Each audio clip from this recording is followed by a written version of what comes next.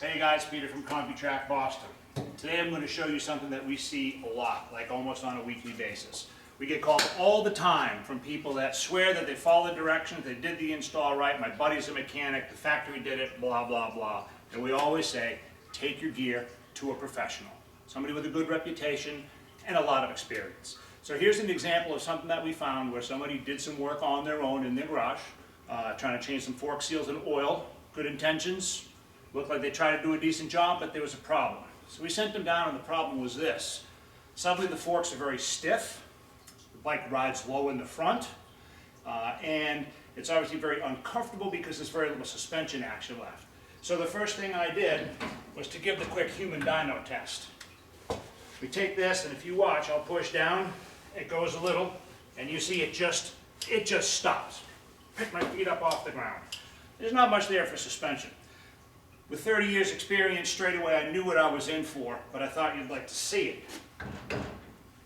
The next clue was when I took the cap off of the fork leg. And what should happen is this cap should stay up, and the outer tube should go down. You can't see it because it's already happened, we'll see in a moment, but this overflowed with oil coming out, way over full. Also, that should not happen on this fork.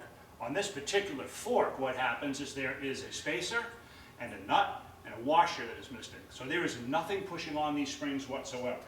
So let's have a look, 14, 17. We'll pull the cap off now and I'll show you what I mean.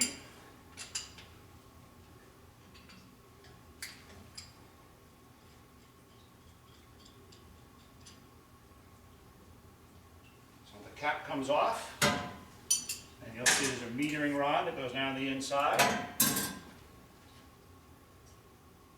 and there's a nut. And I'm going to pull that nut off because that nut should be holding a spacer underneath it.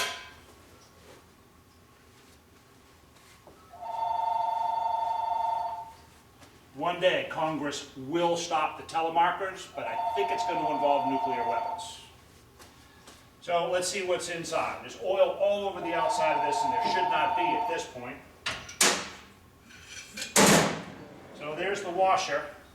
The problem is he's missing the small tubular spacer. So it's either not in here, or there it is on the other end of the damper rod. So this was a question of two things, the wrong amount of oil, but more importantly what happened here was that there was nothing pushing down on the spring. So the spring could not push back up on the motorcycle.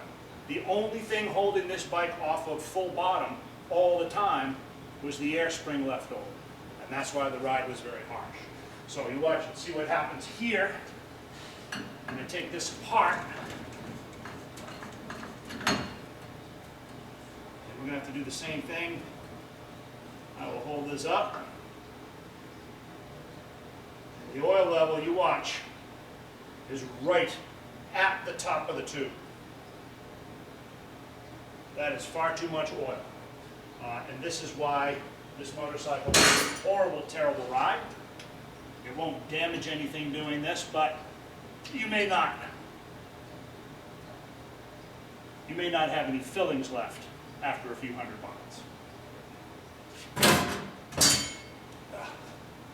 So here we have the same problem, this small spacer. This should have been on here, and it stops here, and now we're pushing on the spring. So that's the whole problem with this fork, is that this small tube, the preload tube, was put on before this washer. So instead of having a spring with a washer and a spacer, we had this, and nothing to push on the spring. So again, we'll show you this is overflowing. There's far too much oil in there.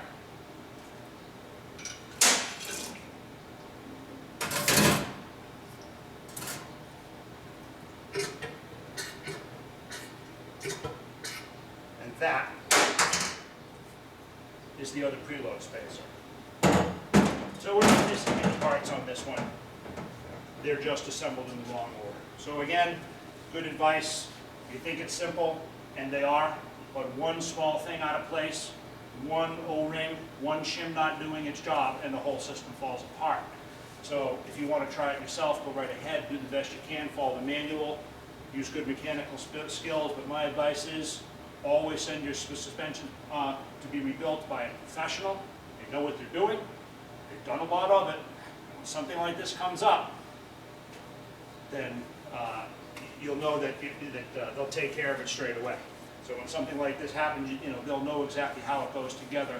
And this gentleman has wasted almost a half a season trying to figure out why his forks weren't working. And we pulled it apart and found it in about 30 seconds. So thanks for watching, guys. Take care.